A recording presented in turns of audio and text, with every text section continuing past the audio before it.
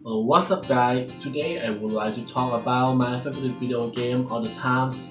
This game is so classic. It's released on PlayStation 1 in 1999. This game is Harvest Moon Back to Nature.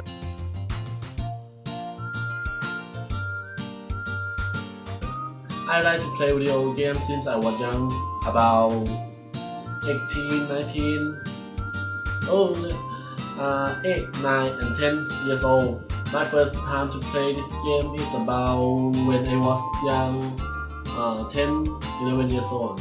Now, today I'm 21 years old, but I still to play this game in the best video game forever.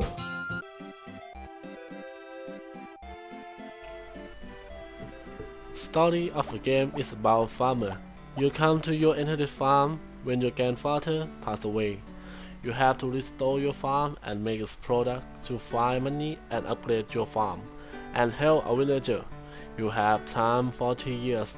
If you can restore your farm, this village will dismantled by businessman. In game, you will see a lot activity.